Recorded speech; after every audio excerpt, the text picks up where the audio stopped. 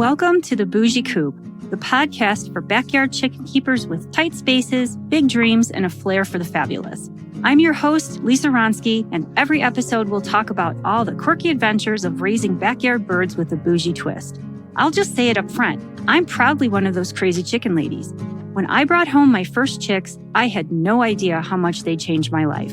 These incredible birds have brought me so much joy, connection, and honestly, a whole lot of healing. So whether you're a seasoned hen tender or still daydreaming about your first coop, you're in the right place. This podcast is your comfortable, slightly chaotic guide to small space chicken keeping. So fluff those feathers, pour yourself something sparkly, and let's dive in. The Bougie Coop is proudly sponsored by Eden Feeds. Eden Feeds is a Montana-based company that was started in 2018. The founders were looking for high-quality, non-GMO feed that didn't break the bank. Unable to find what they wanted, they decided to make it themselves. Good stuff in means good stuff out, and Eden Feeds uses only locally sourced, Montana-grown grains in all of their formulas. It's a high-quality product at a great price point. My girls love it, and I know yours will too. Eden Feeds is available in the western U.S. at Murdoch's ranch stores and plenty of smaller local feed shops too. Check out EdenFeeds.com to find a location near you. Welcome to Season 2 of the Bougie Coop. Today, we're discussing one of the hardest realities of chicken keeping, making the decision to cull a member of your flock. Before we begin, I want to let you know that today's episode discusses serious and sensitive topics, including severe illness, injury, and death in chickens.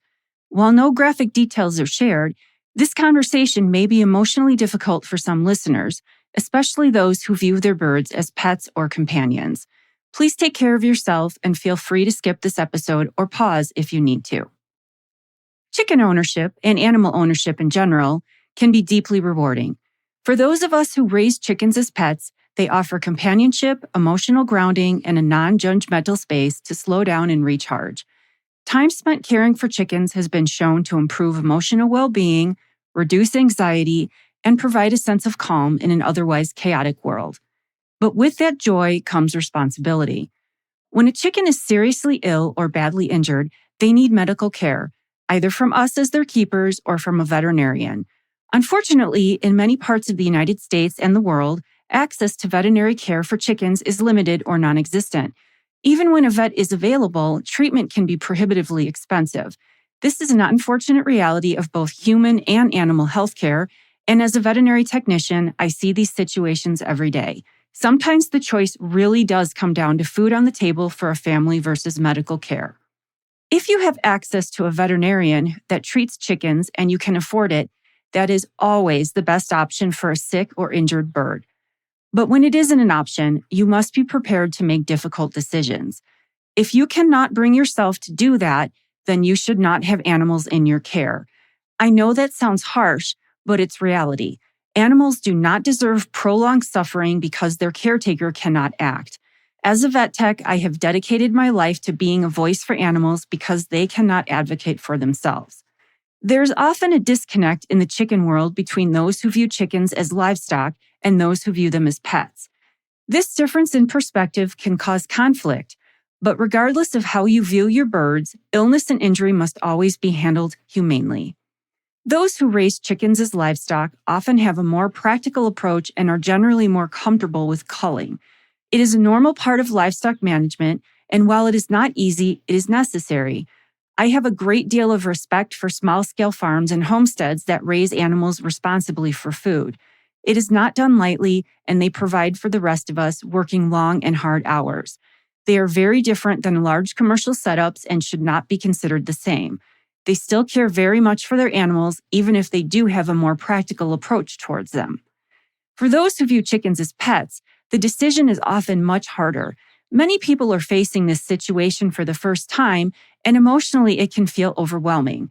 But having pets means accepting that these decisions may come sooner than we'd like, especially since chickens typically have shorter lifespans than many other companion animals. Chickens are prey animals, which means they are exceptionally good at hiding illness and weakness. Because of this, it can be very difficult to see that they are suffering. Sometimes the need to cull is obvious. Other times it's clouded by emotion. Some people also struggle with the belief that the decision should be left to God's hands. These are real feelings, and while we may not all agree, we should avoid judging one another. No matter how we feel, there will be times when culling is necessary. When making this decision, it's critical to center on the animal and set our own emotions aside. It can help to reframe culling as euthanasia, a word that comes from Greek and literally means good death. When done properly, euthanasia is the final act of kindness. If you were in pain with no chance of relief, would you want to continue suffering, or would you want peace? Humans often have access to medications and care that make suffering manageable. Chickens usually do not. So, how do we know when it's time? We need to look at quality of life. For chickens, quality of life is fairly straightforward. Freedom from pain and stress, the ability to eat and drink, to dust bathe, scratch, and peck, to move comfortably, and to live in a clean environment with flock companionship. If these needs aren't being met, it is our responsibility to fix what we can. Sometimes, despite our best efforts, we cannot. If you do not have access to veterinary care, the following situations generally warrant euthanasia because they are not realistically treatable without professional intervention and have a significant negative impact on quality of life. Severe bleeding that cannot be stopped, or signs of major blood loss such as pale combs and wattles. Open fractures where the bone is protruding through the skin. Open wounds to the chest or abdomen where internal organs are visible. Prolapse, particularly recurrent prolapse, which usually requires surgical correction. Egg binding that does not resolve with at-home interventions. Untreatable crop impactions that do not respond to conservative management. Gasping or labored breathing when the cause cannot be identified or treated. And degloving injuries, often from predator attacks where large areas of skin are torn away. These are not exhaustive examples, but they provide guidelines during emotionally charged situations. All of these conditions severely compromise quality of life. Once the decision has been made, the next step is determining how euthanasia will be performed. If you have access to a veterinarian who can euthanize your bird, that is the gold standard. However, this is not always available or affordable. In those cases, the responsibility falls on the flock owner.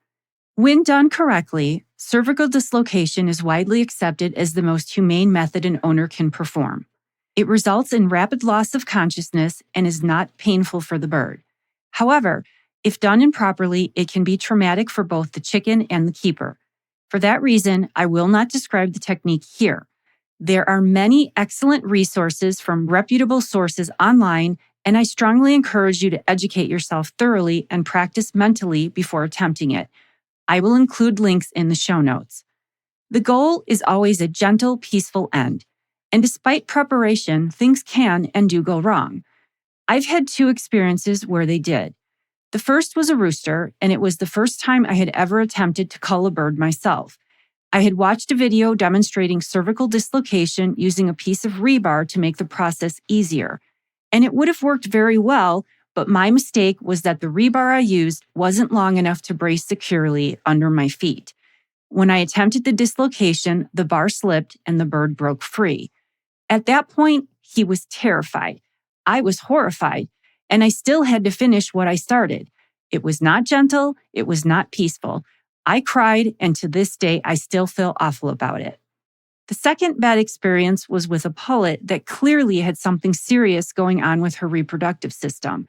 I had tried multiple interventions, but she continued to decline and became very weak. I made the decision to cull, believing it was the most humane choice. I performed the cervical dislocation and believed I had done everything correctly.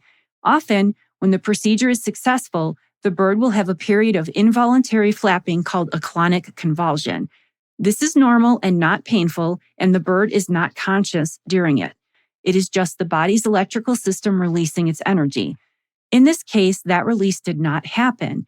While it usually does, it doesn't always, so I wasn't overly worried.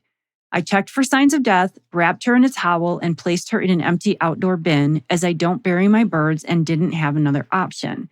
When I came home from work the next day and opened the bin to put something in it, she was alive, weak, in terrible condition, but looking directly at me.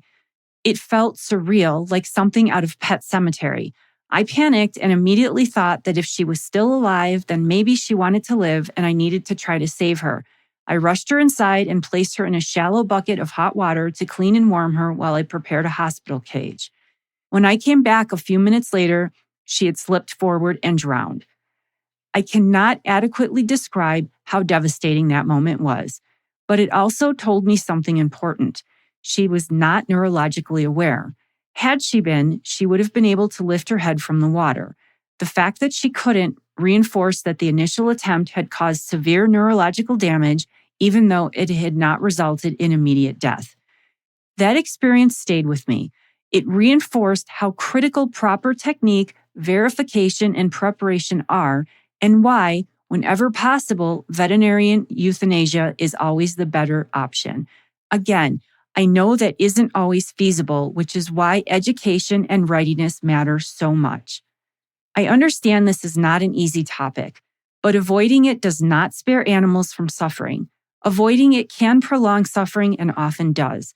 Being prepared, informed, and willing to act compassionately is part of responsible chicken keeping, whether your birds are pets, livestock, or somewhere in between.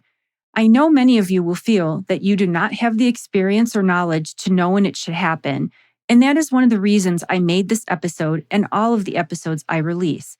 It is part of learning what you must know when you take on the responsibility of keeping chickens.